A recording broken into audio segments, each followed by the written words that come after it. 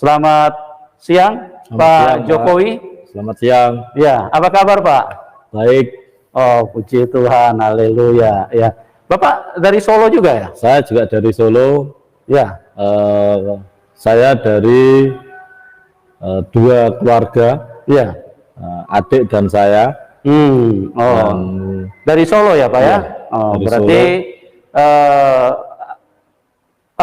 berdekatan nggak dengan kampungnya Pak Jokowi, Pak? Kalau dulu kami dekat, tapi sekarang kalau dulu kami kosnya dekat sekali dengan rumahnya, tapi sekarang kami pindah di Sukoharjonya.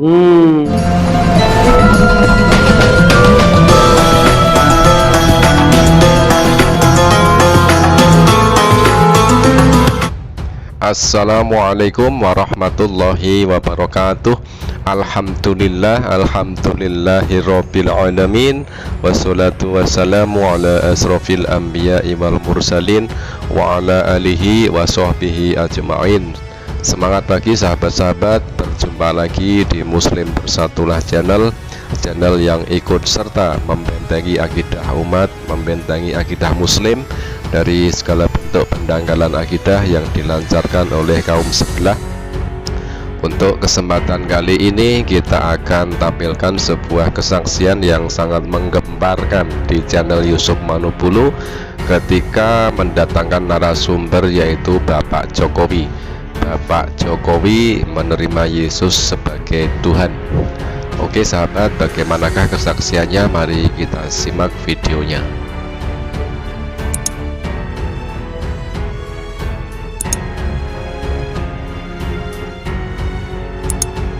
Pada kesempatan ini kita menghadirkan narasumber yang spesial, ya. Karena kenapa narasumber yang spesial? Karena namanya mirip dengan Bapak Presiden Indonesia. Ya, bukan mirip, sama. Ya. Bapak Joko Widodo.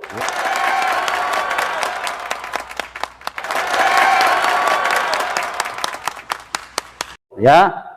Beliau juga dari Solo, cuma berbeda RT saja. Berbeda RT. Beliau juga dari Solo, namanya sama, ya. Jadi kepada Bapak Presiden Jokowi yang terhormat, Nyun Sewu Pak, ini memang namanya sama dan puji Tuhan orang ini memberikan kesaksian pada siang hari ini dan dia akan menceritakan bagaimana kuasa Tuhan terjadi di dalam kehidupannya, ya. Kami terus berdoa buat Bapak Presiden Joko Widodo supaya Bapak di dalam memimpin bangsa Indonesia ini selalu di dalam kekuatan yang maksimal, di dalam kesehatan, di dalam berkat-berkat yang terbaik, supaya Bapak bisa membawa Indonesia lebih maju, membawa Indonesia lebih sejahtera, ya. Kita kesempatan ini teman-teman, saya akan diskusi, saya akan dialog, saya akan bincang-bincang sedikit dengan narasumber kita. Orangnya sudah bersama-sama dengan kita. Kita sapa dulu nih. Selamat siang, Pak Jokowi. Selamat siang. Ya. Selamat malam dunia tipu-tipu. Ya, apa kabar Pak? Baik. Oh, puji Tuhan, haleluya. Ya, Bapak dari Solo juga ya? Saya juga dari Solo. Ya. Saya dari dua keluarga. Ya. Adik dan saya. Oh, dari Solo ya Pak ya? Oh, berarti berdekatan nggak dengan kampungnya Pak Jokowi, Pak? Kalau dulu kami dekat, tapi sekarang kalau dulu kami kosnya dekat sekali dengan rumahnya, tapi sekarang kami pindah di Sukoharjonya. Jadi agak jauh.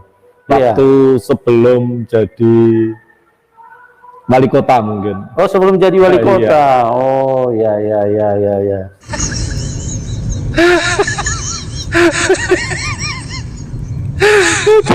Jadi gimana nih ceritanya kok bisa punya nama sama persis dengan Bapak Presiden? Apa memang ada hubungan kerabat apa bagaimana, Pak? Saya kurang begitu tahu, tapi karena dari orang tua yang memberi nama. Oh, orang tua memberi nama. Kebetulan saja. Oh, mungkin kebetulan saja. Ya. Luar biasa ini. Saya juga kaget ini waktu dengar namanya sama dengan Bapak Presiden kita. Iya, iya. Cuman orangnya berbeda, teman-teman ya. Jadi nama sama, ya. Kota asal juga sama. Cuman orangnya saja yang berbeda.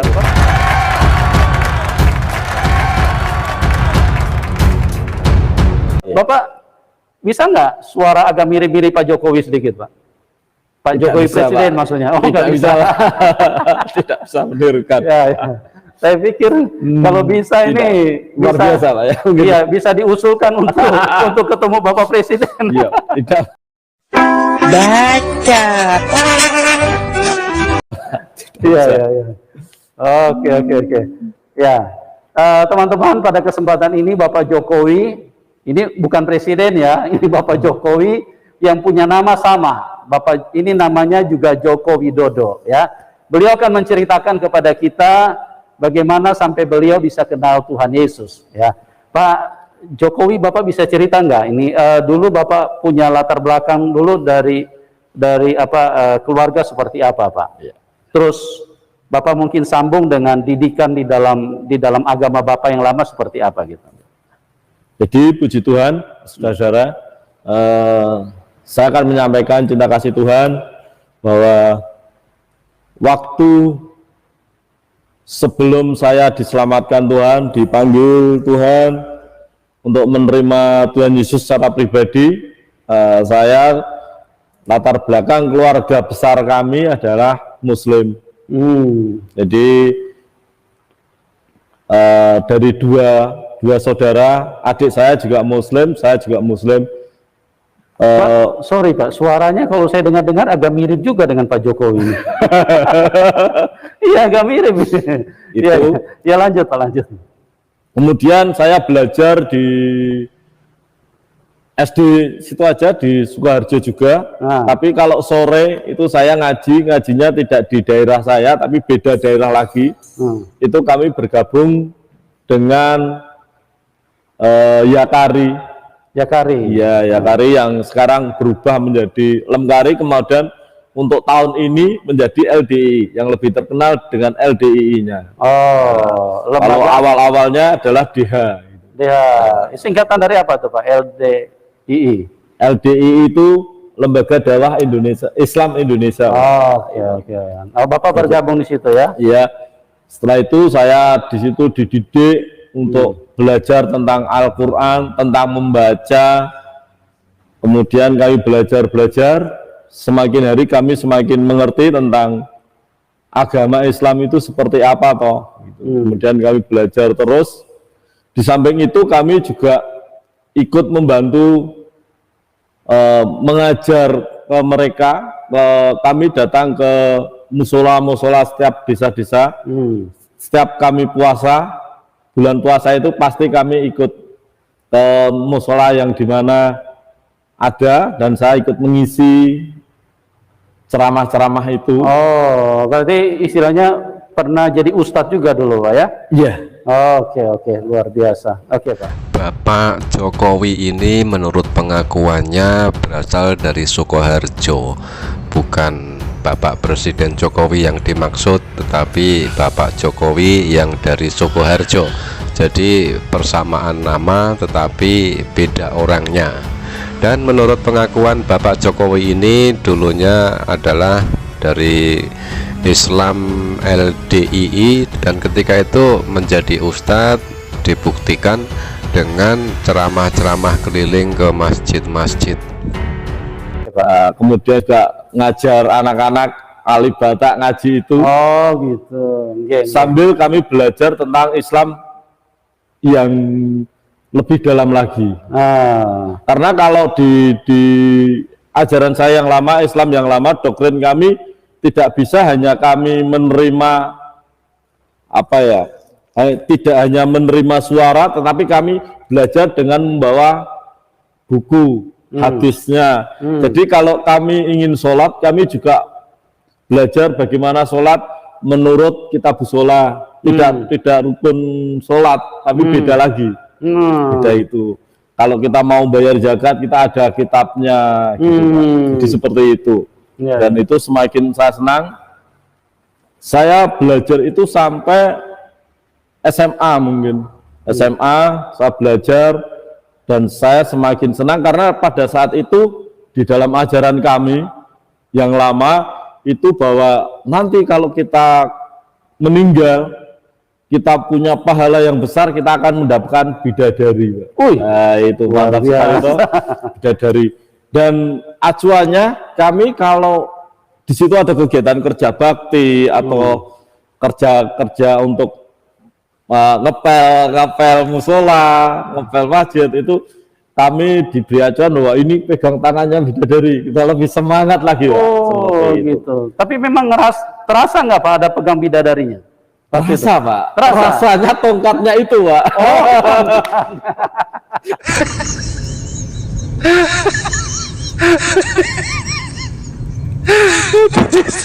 Rasa tongkatnya itu yang luar biasa. Tapi karena mindsetnya sudah seperti itu, kami senang melakukannya Pak. Pada zaman dulu kami harus pakai sepeda, ya, kayu sepeda jauh, kemudian kami memberitakan itu, ngajar ngaji dari alibata itu Pak. Oh jadi doktrinnya seperti itu ya iya. Pak ya? Jadi kita semakin berani, semakin bergairah. Karena punya rangsangan itu, Pak. Oh, tidak terasa capek. Iya. Karena sambil pegang bidadari. Oh, dengan naik sepeda pun. Gitu ya. Gitu. Iya. Terus pegang-pegang begitu nanti bidadarinya mau diapain, Pak? Ya, saya tidak tahu, Pak. Oh, nanti di surga. Oh, nanti di surga. Urusannya ya, nanti urusannya pegang dulu. Pegang saja, Pak. Oh, begitu. Ya. Itu. Kemudian setelah itu kami lulus SMA, kami keluar Pak. Jadi karena kondisi keluarga kami juga tidak begitu kaya, biasa-biasa saja. Saya keluar ke Leri, ke Semarang ini kerja Pak. Tapi kehidupan kami yang lama, yang waktu kami masih sekolah itu sangat berat. Saya senang berkelahi, minum gitu Pak. Ya. Jadi kalau mungkin ya seangkatan saya kalau mau ke komplek di Solo itu ada namanya Silir Pak. Apa namanya? Komplek anak-anak nakal itu. Oh. Jadi Bapak di situ? Saya di situ dan saya biasanya dan orang-orang sana manggilnya Simba. Oh Simba. Iya. Simba, kemudian dekat situ ada toko yang namanya Luwes, itu alun-alun Solo Pak. Ya. Parkiran di situ. Biasanya saya kalau di situ ada minta ngemel anak-anak itu loh. Pelacur-pelacur itu jadi ceritanya bareng-bareng gitu. Jadi preman nih ceritanya. Iya dulu Pak. Waktu SMA-nya seperti itu kami.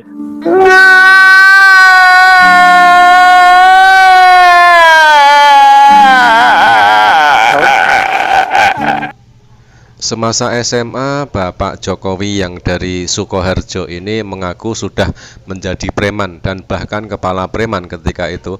Terbukti di kompleks Silir, itu adalah komplek pelacuran di Solo zaman dulu. Itu dia disebut Simbah, artinya kepala preman. Jadi di sini pengakuan yang ini berbanding terbalik dengan pengakuan awal yang mengatakan bahwasanya dia pernah menjadi ustadz, yakni berkeliling-keliling ke masjid-masjid dan ceramah-ceramah dan mengajarkan ngaji. Jadi Bapak ini pelin-pelan begitu.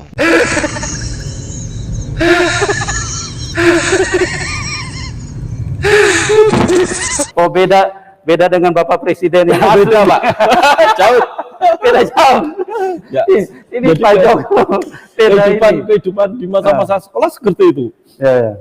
Padahal saya ada di Sukoharjo dan saya kumpul dengan mereka itu di Solo Pak. Jadi orang tua tidak tahu bagaimana kehidupan saya di luar. Jadi itu. Kalau zaman muda saya, kalau ada masalah apa-apa kan ada backing. Jadi tidak ada masalah Pak. Gitu.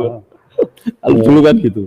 Jadi kami sering minum, sering mintai anak-anak nakal-nakal itu di alun-alun. Dan sampai sekarang itu masih mungkin tempatnya masih ada. Iya, alun-alunnya jelas masih ada. Kalau sekarang yang sudah tidak ada Silir Pak. Silir itu komplek pelacuran, tapi sekarang sudah dirubah menjadi pasar loak atau apa itu. Pasar barang-barang bekas itu. Ini puji Tuhan kita ketemu sekarang, Pak. Kalau dulu saya juga nggak berani ketemu Bapak. Pasti saya menghindar juga. Iya. Kemudian ya itu, setelah saya ke Weleri, saya lebih sebetulnya saya juga belum bertobat.